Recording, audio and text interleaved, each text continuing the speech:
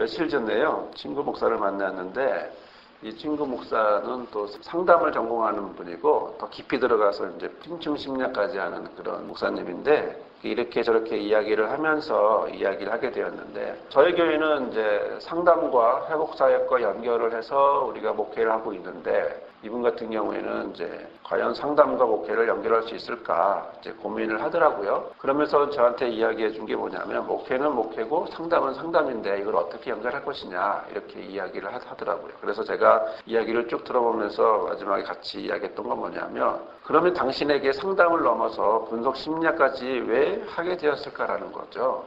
결국 당신은 그걸 하게 되지 않겠냐는 거를 제가 이야기를 했습니다. 하나님이 당신의 삶을 통해서 당신을 목사로 만들고 이런 과정을 통해서 그런 것까지 배우게 하셨던 건 결국 그것을 통해서 그분을 통해서 누군가가 도움을 받게 하기 위해서 아니겠느냐. 이제 그렇게 이야기를 했고, 목회 중심을 하던 상담 중심을 하던 그걸 떠나서 당신이 하고 있는 그것은 결국 당신의 목회에 반드시 반영이 될 것이다. 그런 면에서 어떤 도움과 열매가 있을 것이다 이렇게 이야기를 했는데요. 또 중학교 생각이 나네요. 중학교 때 친구하고 이렇게 싸움을 하게 됐어요. 중학교 1학년 때인가 싸움을 하게 됐는데 친구가요 점점점 이렇게 앞으로 오는 거예요. 그래서 저는 이제 오지마 하면서 밀쳤거든요. 근데 손은 밀쳤는데 발이 올라가는 거예요. 발이 올라가더니 걔 얼굴을 탁 때린 거예요. 근데 내가 때리고 싶어 때린 게 아니라 나하고 상관없이 발이 올라갔거든요. 이렇게. 처음에 왜 그랬는가 했더니 제가 태권도 배운 지가 얼마 안 됐거든요. 그러니까 몸은 밀었는데 맨날 태권도 겨루기 하다가 했던 방식이 밀면서 나도 모르게 발이 올라간 거예요. 왜 이런 말씀을 드렸냐면 현재는 뭐냐는 거죠. 나의 현재는 결국 과거에 있었던 것들이 지금 열매를 맺고 있다는 거죠. 어제 내가 상한 음식을 먹으면 오늘 체해서 힘들어하는 거하고 똑같은 겁니다. 오늘 나의 모습은 결국 어떤 열매예요? 과거에 내가 썩은 사과를 먹을 것인가 안 썩은 사과를 먹을 것인가 몰랐지만, 썩은 고기를 먹을까 안 썩은 고기를 먹을까 몰랐지만 결국 내가 선택을 했고 그 선택에 대해서 열매를 맺게 되고, 또 내가 고통스러워 즐거운 것도 내가 고통스럽게 되는 것도 과거의 어떤 행동에 대해서 내가 그때그때마다 어쩔 수 없는 선택들을 할 수밖에 없던, 아니면 자발적인 선택을 하던 선택을 해서 결국 이렇게 되었는데, 자, 즐겁게 하는 것을 과연 좋은 것이고 우리를 고통스럽게 하는 것은 힘든 거, 나쁜 건가? 그러면 좋은 것만 심고 좋은 열매만 맺고 싶은 게 사람의 심리지만 과연 그럴까라는 생각을 해봤어요. 내가 지금 살아가고 있는 이 모습이 과연 나는 좋은 것만 심으려고 노력했지만, 그러나 결과적으로 나는 과연 좋은 것, 선한 것, 내 마음에 드는 것을 열매 맺었을까? 실제로는 그것이 아니라 내 바람이었을 뿐이지, 나는 기껏 좋은 걸 심었다고 했는데 나중에는 좋지 못한 열매를 맺기도 하고, 나는 그냥 모르고 심었던 그런 건데 훗날 그것이 좋은 걸로 바뀌어지고 있는 이런 모습을 우리가 경험하게 돼요. 사실 우리는 이런 마음을 갖게 되는데요. 우리 13절에 한번 볼까요? 또 너희가 열심으로 선을 행하면 누가 너희를 해하겠느냐? 즉 여러분이 뜨거운 마음으로 선한 일을 하면 누가 여러분을 해치겠습니까? 열심히 했으니까, 좋은 마음으로 열심히 좋은 일을 했으니까, 이번만큼 선을 했으니까 남들이 알아주겠지라고 생각을 하는데, 여기서 선이라고 하는 것은 위에 이제 8에서 9절까지 나오는 말씀을 이제 이야기하는 건데요. 마지막으로 말하노니 너희가 다 마음을 같이하여 체휼하며 형제를 사랑하고 불쌍히 여기고 겸손하고 악을 악으로 갚지 말고 욕을 욕으로 갚지 말고 도리어 복을 빌어라, 이렇게 이제 말씀을 하셨는데, 과연 우리가 이렇게 가능할까 그런 생각을 한번 해봅니다. 과연 여러분, 저희가 살면서 악을 악으로 갚게 되지 악을 선으로 갚게 되지는 않습니다. 또 욕을 하는 사람에게 욕을 하게 되지, 실제로는 욕을 하는 사람에게 칭찬을 한다? 이것은 쉽지가 않아요. 굉장히 율법적이기도 하고 윤리적이기도 하고 도덕적인데 실제로 우리의 모습과는 좀 거리가 있는 그런 모습이죠. 하지만 9절 끝에 보면 복을 유업으로 받게 하시려고 이렇게 우리를 이런 삶을 살게 하려고 우리를 부르셨다. 이제 이렇게 이제 말씀을 하고 있습니다. 자, 그래서 베드로는 그 반대일지라도 복받는 사람이라고 말하고 있는데요. 어디에 그런 말을 하고 있냐면 오늘 우리에게 주신 말씀 14절의 말씀을 보면 그러나 의를 위하여 고난을 받으면 복이 있는 자다. 그렇죠? 의를 위하여 고난을 받으면 복이 있는 자다. 이렇게 말하고 있습니다. 그 다음에 뭐라고 말하고 있냐면 하지만 너희가 어떤 위협에서도 무서워하지 말아라. 저희의 두려움을 두려워 말고 흔들리지 마라. 소동하지 말아라. 이렇게 말씀하고 있습니다. 우리가 원하는 건요. 화날 때 화를 표현하고 싶어요. 그리고 기쁠 때 기쁨을 표현하고 싶어요. 그런데 실제로 상황은 주변 상황은 환경은 그렇게 되지 않아요. 옆에서 뭐라고 말하냐면 네가 참어. 너가 좋게 해야 될 거 아니야. 이런 얘기 많이 들어요. 또 그런 말을 안 해도 내 눈치가 보니까 내가 참아야 될 것 같아. 내가 아무 말 못할 것 같아. 이런 삶을 우리가 매일매일 우리가 살아가고 있는데요. 하지만 우리 속에서는 악을 악으로 하고 싶지 악을 선으로 하고 싶지 않아요. 또 욕을 들었는데 욕 들었으니까 내가 널 칭찬해 줄게 이렇겠습니까? 그럴 수 없어요. 욕 들었으니까 이 나쁜 놈하고 말하고 싶은 거예요. 하지만 그럼에도 불구하고 악을 악으로 갚지 말고 욕을 욕으로 하지 말고 이렇게 살라고 하는 건 이런 복 있는 삶을 유혹으로 받게 하시려고 우리를 불렀다라는 거죠. 우리 감정으로는 이렇게 하고 싶은데 이건 윤리를 얘기하는 게 아니고요. 도덕을 얘기하는 게 아니에요. 마땅히 우리가 살아야 될 그런 모양을 얘기하는 게 아니라 저와 여러분의 모습 속에서 뭘 하나님이 복 있는 사람은 어떤 모습일까? 이걸 우리가 베드로서에서 보려고 하는 겁니다. 그랬더니 복 있는 사람은 뭐예요? 의를 위하여 고난을 받으면 복이 있다. 이렇게 하는 겁니다. 그럼 내가 당하면 복이 있냐? 그 얘기하는 것이 아니라 오늘 말씀을 한번 들어보시면서 왜 의를 위하여 사는 것이 고난을 받을지라도 그것이 또 복 있는 사람을 우리가 부르셨다면 어떻게 부르셨는지 그러면서도 두려움을 두려워하지 않고 흔들리지 않고 살아가는 게 뭔지 우리가 이제 말씀을 통해서 우리가 한번 고백을 하면서 느껴보려고 합니다. 하나님은 저와 여러분의 삶을 받아주십니다. 저와 여러분의 삶을 악을 악으로 욕을 욕으로 살아가고 싶은 저와 여러분의 삶을. 왜냐하면 저도요. 제가 싫어하는 사람이 있어요. 하루에도 24시간 중에 싫어하는 사람 생각이 나요. 그럼 그 사람을 제가 목사라고 칭찬해 주겠어요? 그 사람이 기쁘다고 사랑한다고 제가 사랑한다고 내가 얘기하겠어요? 저는 그렇게 하지 못해요. 아직 제가 그 정도까지 하지 않을 뿐더러 그렇게 할 의사도 없어요. 하지만 그럼에도 불구하고 왜 나는 악을 악으로 갚지 않으려고 하고 욕을 욕으로 하지 않고 칭찬을 하려고 하는가? 이 문제에 대해서 저는 성경에서 답을 찾고 있는 중이고 그래도 많이 찾았다고 생각하고 그래서 그거를 여러분과 함께 나누고 싶은 건데요. 놀라운 사실은 하나님은 우리의 삶을 재활용하신다는 거예요. 우리의 모습이요. 바로 이것이 인간된 모습이고 저와 여러분의 모습이고 우리가 사랑하는 모습이고 또 하나님이 우리를 활용하실 때 어떤 걸 특히 더 많이 또 재활용하시는가 봤더니 우리가 힘들었던 거, 우리가 어려웠던 거, 마음 아팠던 거 하나로 표현하면 뭐라고 말할까요? 고통이라는 거. 나를 고통스럽게 만들었던 그 일이 나를 너무 힘들었게 했지만 그러나 그것이 하나님은 재활용하신다. 우리는 그것을 버리고 싶었는데 오히려 그것이 나중에 그것을 통해서 하나님의 은혜 안에서 하나님이 그것을 바꾸시는 것을 우리가 경험을 하게 됩니다. 그러면 왜 이런 재활용을 하실까요? 그건 남에게 다른 사람들에게 같이 유익을 주기 위해서예요. 같은 고통을 당하고 있는 사람들을 위해서죠. 하지만 다른 사람들은요, 우리 약점보다는 좋은 것, 장점을 우리 사람들은 갖기를 원합니다. 하나님께 장점을 드리고 싶어요.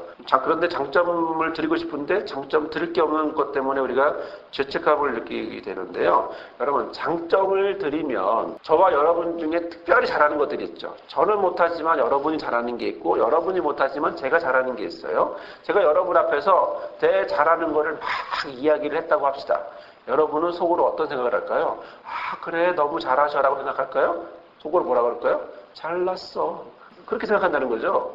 사람의 심리예요. 사람은 잘난 걸 보면서 그래 나도 잘해야지. 이게 아니라 잘났어 이렇게 생각한다는 것이고 또 하나는 무슨 생각을 하냐면 대단하네. 난 저런 거 못해. 아니 포기해버려. 난 못해. 예를 들어 말 못하는 사람이 말 잘하는 사람 앞에 있으면 말 잘하는 거 들으면서 무슨 생각이 들어요? 속으로 잘났어 하고 난 못하니까 오히려 그 사람 앞에서는 뭐예요? 말을 탁 닫아버리죠. 더 말을 못하는 거예요. 자, 그런데요. 감사하게도 하나님은 우리의 약점을 사용하시는데 사람들은 장점을 자랑하고 싶어요. 내 아들도 뭐가 많아졌으면 좋겠어요. 내 딸들도 장점만 많아지고 싶어요. 어딜 가도 막 자랑하고 싶은 장점만 많아지고 싶은데 장점만 있나요? 약점이 있잖아요. 그 약점 때문에 내가 괴로운 거잖아요. 힘들고 어렵잖아요. 그런데 놀라운 사실은 하나님은 약점을 사용하셔요. 여러분, 약점을 난 이런 게 부족해요 라고 말할 때 여러분 어떻게 느끼시나요? 아까 말씀드린 것처럼 여러분 저도 화나는 사람이 있어요. 여러분 저도 미워하는 사람이 있어요. 그 사람을 생각하면 화가 나요. 내가 목사라서 참으려고 하고 노력하지만 여전히 나는 화가 나요. 이 말 들을 때 여러분 어떤 생각 드세요? 여러분은 그래 나도 있어. 나도 그런 사람이 있는데 당신도 그런 사람이 있군요. 나도 그런 사람이 있는데요. 뭐가 오고 가죠?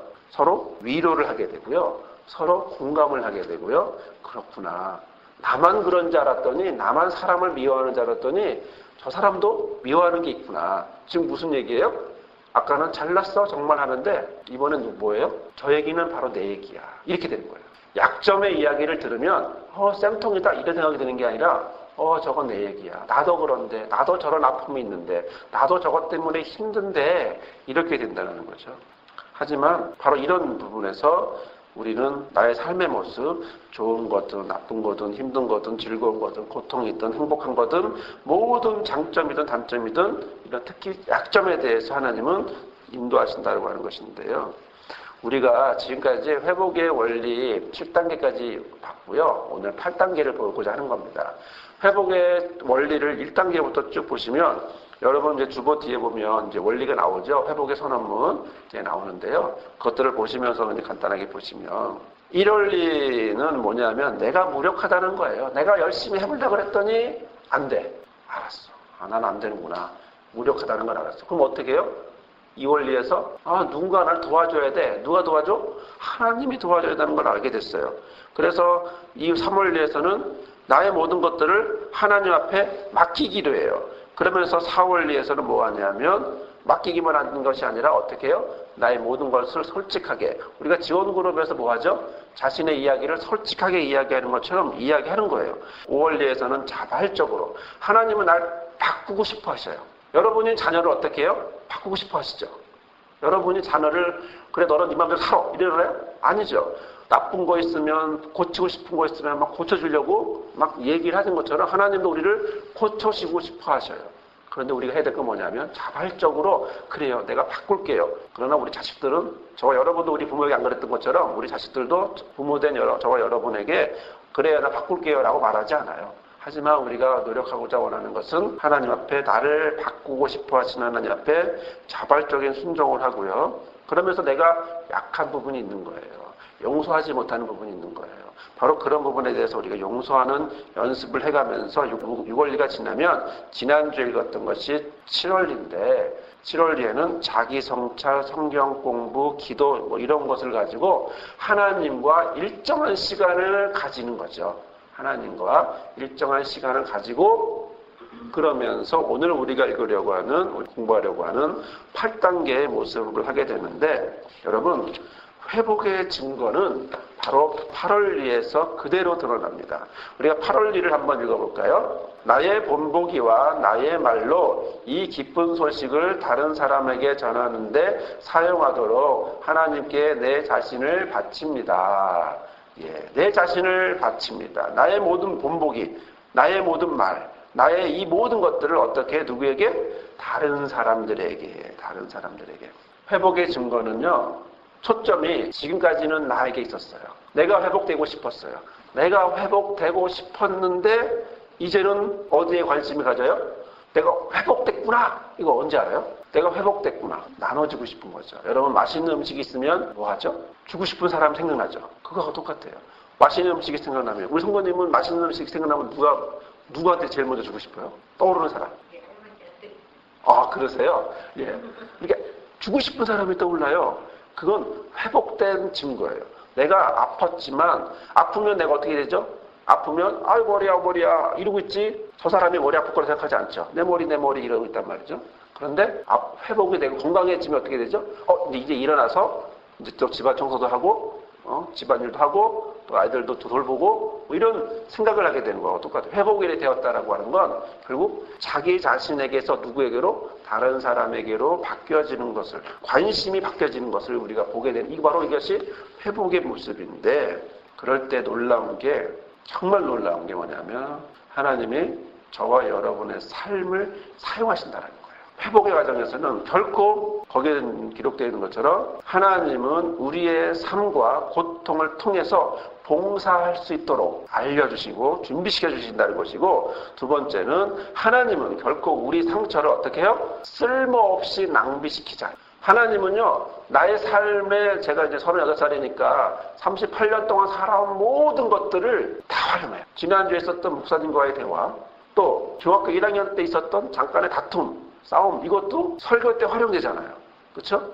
이게 벌써 20년 전 얘기인데, 25년 전 얘기인데 어떻게 기억을 해요? 하지만 나는 기억을 하고 25년 전 얘기를 이야기하는 것처럼 모든 이야기, 모든 삶, 모든 것들은 하나님은 다 같이 있어요. 하나님은요, 나 그런 거 내 인생에 없었으면 좋겠어, 이렇게 생각했던 이런 모든 것들도 하나님은 뭐예요?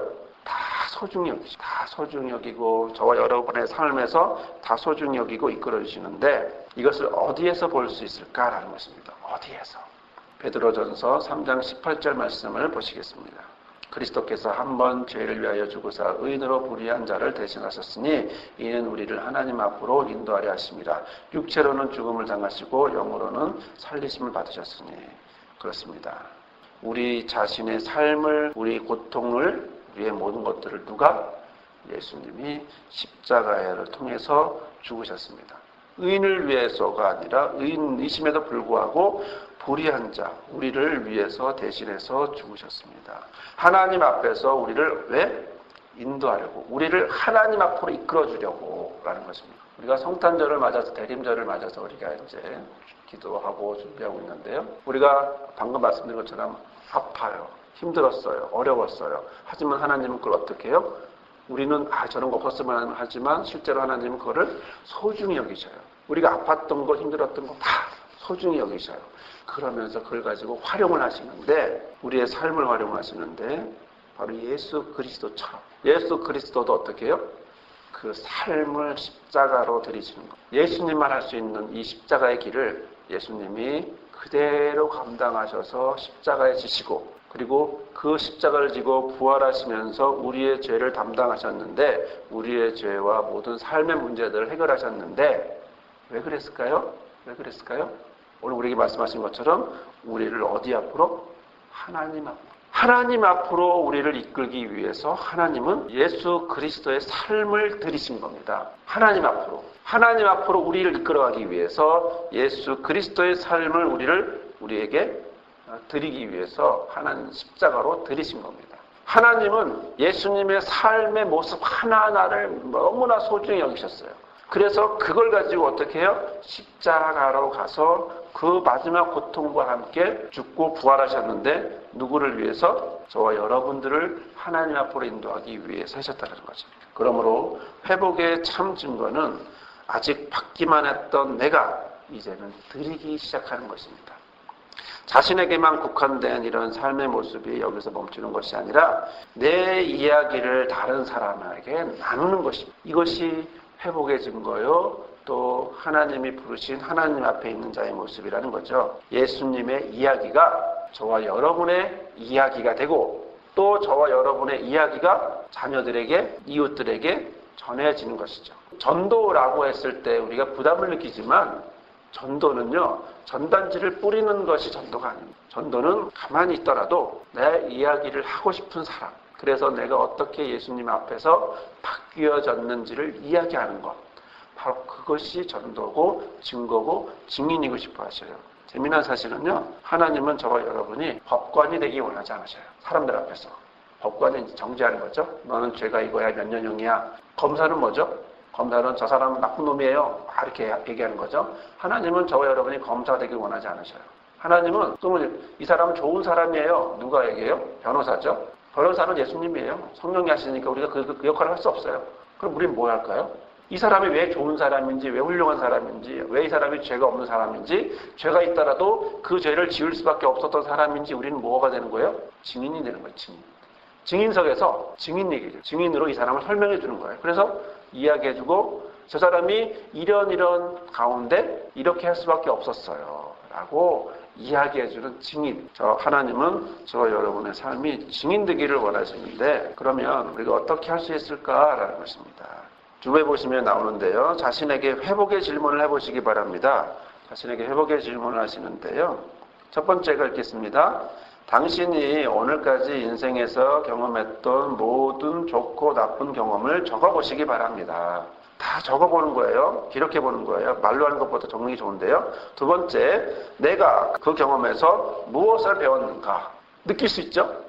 아, 이것은 좋았어, 이것은 나빴어 하고 느낄 수 있죠? 그럴 때 세 번째 질문을 하는 겁니다. 하나님, 그때 내 어려웠던 시기에 어떻게 저를 도우셨어요? 물어보는 거예요. 그때는 믿지 않아서요? 아니요.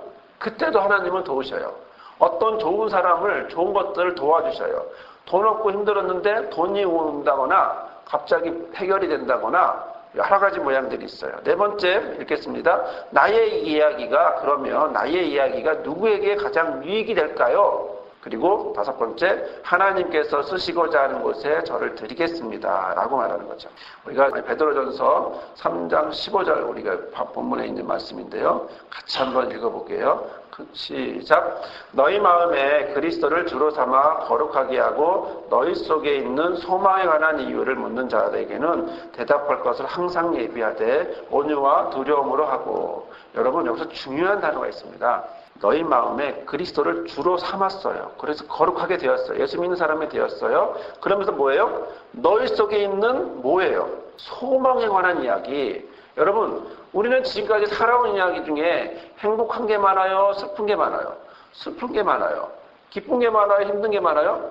힘든 게 더 많아요. 고통스럽고 힘들었는데 그럼에도 불구하고 우리 안에 뭐가 있다는 거예요? 소망이 있다는 거예요. 성경은 저와 여러분의 삶 속에 소망이 있는 거예요. 소망이 있는데 소망에 관한 이유를 어떻게 물어보는 사람이 있다는 거죠. 그럼 그 사람에게 뭐 해줘요? 물어보면 대답해야죠. 대답해 줄 거라는 거죠. 오늘 저와 여러분에게 바로 이런 회복의 증거, 회복한 사람의 모습, 바로 이런 사람의 모습은 어떤 모습인가요? 내 안에 있는 소망. 그래도 내가 하나님 안에서 이런 앞에 질문들을 통해서 체크가 되어지고 알게 되고 느끼게 되면 그것을 가지고 어떻게 해요? 다른 사람에게 이야기해 줄 수 있다는 거죠. 왜요? 그건 나에게 소망이기, 그건 나에게 희망이기 때문에. 그것은 나에게 앞으로 어떻게 소망이냐 하면 잘 될 거야 라는 희망이 아니고, 그런 소망이 아니고 지금 이런 삶에도 나와 함께 하셨다. 어려운 중에서도 그때그때마다 하나님의 손이 나를 도와주셨다라고 고백하는 바로 그것이 소망이었다는 거예요. 여러분, 저와 여러분 안에 무엇이 있나요? 소망이 있어요. 우리 성도님 가슴속에 소망이 있어요. 바로 그 소망이 이 자리에 있게 하신 거예요. 앞으로 남은 생애를 가족들과 함께 살아갈 때도 바로 그 남은 생애에서도 무엇이 있을까요? 성도님 가슴속엔 소망이 있어요. 그 소망이 이제 점점 커질 거예요. 더 커질 거예요. 더 커져서 결국엔 잔이 넘치듯이 넘쳐서 이제 누구에게로? 남편과 자식과 할머니와 주변 사람들에게 볼 때마다 넘치는. 그렇다고 해서 그것이 항상 좋은 것만일까요? 아니요. 힘들었던 그것임에도 불구하고 어떤 분들이요, 개척교회 하니까 힘들지 이러더라고요. 개척교회 하니까 힘들지 어렵지, 좀 그 얘기 좀 안 했으면 좋겠어요. 미안해요. 개척교회 한다고 힘들다고 그럼 힘들어요 라고 해줘야 되는데 그건 거짓말이거든요. 그래서 못하겠어요. 잘 지내고 있다고 그러면 에이 거짓말 이런 식인 거예요. 아니요, 나는 어제도 누구 만났는데요, 개척교회 하니까 힘들지 이러는 거예요. 그래서 아니라고 말해도 이해를 못해요. 사람이요, 많이 있어서 행복한 게 아니에요. 사람이 이 자리에 100명, 200명, 1000명, 10,000명이 모였다고 행복한 게 아니에요. 어디부터 행복할까요? 내 안에서. 내 안에서부터 행복하니까 여기에 한 명이 없던, 2명이 이렇게 앉아있던, 아니면 수만 명이 앉아있던, 내가 행복하기 때문에 행복해질 수 있는 거고 행복을 말할 수 있고 제가 여러분에게 말하는 게 지금 뭐예요? 행복을 말하는 거예요. 행복. 제가 여러분에게 뭘 말하고 있어요? 소망을 말하고 있어요. 제가 가지고 있는 남들처럼 벤츠를 타고 다니는 것도 아니고 남들처럼 뭐 돈이 억수로 많은 것도 아니지만 그러나 내 안에 무엇이 있어요? 소망이 있거든요. 그 소망을 가지고 제가 여러분에게 말씀을 드리고 하나님이 주신 소망이니까 같이 나누고 또 여러분은 저에게 여러분의 삶을 다시 나누고 주고받고 하면서 그러면서 우리가 회복되어 가는 거죠. 더 많이 회복되어 가는 거죠. 우리가 이제 여기서 짧게 한번 마지막을 보고자 하는데요. 그것은 나의 상처와 문제를 낭비하지 않고 가져오는 방법은 첫 번째는 겸손해야 합니다. 그것은 우리가 모두 같은 처지이기 때문이고요. 비슷한 동료이기 때문이고요. 모두가 다 갖추어져 있는 모습이기 때문에 그렇죠. 두 번째는 정직해야 되는데요. 상처와 잘못에 대해서 정직해야 합니다. 거짓말하면요. 다 알아요. 그렇죠? 내가 저 사람이 지금 거짓말하고 있다. 다 느껴요. 하지만 우리가 사랑하고 고백하면 정직하게 말하면 뭘 느끼죠? 감동을 느끼죠. 정직한 사람은 감동을 느껴요. 그리고 절대 훈계하면 안 돼요. 내 말 들어봐. 이렇게 해야 돼. 저렇게 해야 돼. 말하면 안 돼요. 그냥 있는 그대로 내 얘기를 해주는 거예요. 그러면서 증인이 되는 실천 방법은 바로 난 이렇게 살겠어 라고 내 안에 있는 소망을 말하겠어. 그러기 위해서는 결단을 해야 될 것이고 그 다음에 준비를 해야겠죠. 그 준비가 뭘까요? 그 준비를 아까 말씀드렸던 써보는 거예요. 나의 삶을 한번 쭉 적어보면서 좋았던 건 나빴던 것들을 적어보는 거죠. 그러면서 세 번째가 지지를 받아야 돼요. 여러분 어디서 지지를 받으실래요? 교회에서 지지를 받으세요. 그리고 여러분이 속해 있는 지원그룹에서 울타리에서 지지를 받으세요. 왜요? 그 지지는 우리의 지지가 아니라 하나님의 지지예요. 하나님이 지지하셔요. 왜요? 방금 말씀드린 것처럼 나의 삶의 모든 것들, 힘들고 어려웠던 모든 것들 하나님이 다 소중히 여기셔요. 그리고 그것을 재활용해서요. 어떤 사람이 있는데요. 잘 나가는 집의 자식이었어요. 너무 잘 나가다 보니까 뭐가 됐어요? 방탕하게 됐어요. 방탕하게 돼서 이 사람이 마약하고 뭐 이러다 보니까 이제 힘들게 됐어요. 그러다 결국 마약 때문에 감옥에 갔어요. 근데 거기서 예수를 만났어요. 예수를 만나서 나와서 다시 새 사람을 살면서 이 사람이 무슨 일을 하냐면 감옥에 있는 아니면 다른 마약에 있는 사람들을 돌보면서 살아요. 그러면서 이 사람이 뭐라고 고백하냐면 자기 인생 중에 가장 잘한 거 뭘까요? 부잣집에 태어난 거? 자기 인생에서 너무 잘한 거. 감옥 간 거. 감옥 간 게 자기 인생이 너무 잘한 거라는 거예요. 왜? 자기는 지금 마약을 때문에 힘들어하는 그 사람들하고 같이 회복시켜주는 과정이 있기 때문에. 여러분 아픈 거 있어요? 힘든 거 있어요? 그것 때문에 고민하고 어렵고 밤마다 울었나요? 바로 그것이 여러분을 앞으로 회복시켜주고 여러분이 그것 때문에 앞으로 살아가요. 그것 때문에 여러분들이 살아갈 수 있어요. 저도 우리 사모도 또 우리 성도님도 아팠던 부분이 있어요. 그 아팠던 그 부분, 저와 사모가 우리 회복사역을 하는 이유는 마음이 아팠기 때문에, 마음이 많이 힘들었기 때문에, 바로 그것 때문에, 그러니까 하나님이 그것을 활용해서 뭐 하셔요? 마음 얘기하는 거예요. 마음 받아주고 마음 얘기하는 거예요. 하나님은 그때 너무 힘들었죠. 그때 너무 처절하게 힘들었고 어찌하여 나를 버리시나이까 이런 기도밖에 나오지 않았는데 지금은 그게 지금 여기 와서 사람을 살리는 사람과 이야기하면서 바뀌어진 거된 거예요. 우리 성도님 힘드신 부분이 있나요? 그것이 앞으로 성도님을 살아가게 해요. 거기에 소망이 있게 해요. 참 놀랍죠. 그렇게 살아가게 한다는 거예요. 그러면서 마지막으로 내 얘기를 들어줄 사람을 찾으세요. 내 얘기를 함께 나눌 삶을 나누는 겁니다. 전도지 주면서 예수 믿어 라고 말하는 게 아닙니다. 뭐 하는 거예요? 내 삶을 이야기하는 겁니다. 내가 어떻게 하나님 앞에서 예수 믿는 사람이 되었는지. 그래서 성경 박사가 될 필요도 없어요. 성경을 너무 암송할 필요도 없어요. 무슨 얘기만 하면 돼요? 내가 어떻게 여기까지 왔는지, 어떻게 힘들었는지, 그런데 여기에 있는지, 그래도 어떻게 내가 소망을 갖고 살아가는지, 이 이야기만 하면 돼요. 그럴 때요, 저와 여러분의 삶에서 그대로 똑같이 느끼는 사람이 있어요. 바로 그 사람을 만나게 돼요. 그럼 그 사람은 바뀌어지게 돼요. 나도 힘들었는데, 똑같이 힘들었는데, 이런 부분이 당신 얘기를 들어보니까 나도 뭐가 생겨요? 소망이 생기는군요. 그 소망 어디서 얻어요? 예수 앞에 오시면 돼요. 예수 앞에 오시면 그 소망 느낄 수 있어요. 왜요? 예수님도 자신의 삶을 드렸고 우리도 우리의 삶을 드리고 또 우리가 전하는 그 사람들도 삶을 드리고 이런 과정을 겪게 되죠. 사랑하는 성도 여러분, 오늘 우리에게 주시는 말씀은 전하는 것입니다. 말씀을 전하는 것입니다. 누구처럼? 예수님처럼. 누구처럼? 저와 여러분의 모습이 예수님처럼. 그래서 예수님이 우리를 위하여 삶을 드렸듯이, 삶을 이야기하셨듯이 저와 여러분도 나가서 삶을 이야기하는 그런 저와 여러분이 되기를 주님의 이름으로 축원합니다. 아멘. 걸어가신 하나님, 우리와 함께 하셔서 감사합니다. 우리가 연약합니다. 약합니다. 하지만 우리의 약하고 고통스럽고 힘들었던 그 부분을 하나님은 활용하시고 사용하시고 소중히 여기시니 감사합니다. 하나님 안에서 주신, 하나님 앞에 우리를 인도하기 위해 주신 예수님의 이야기를 통해 우리가 소망을 가집니다. 소망을 품습니다. 그 소망이 우리의 삶 가운데 함께해 주시니 감사합니다.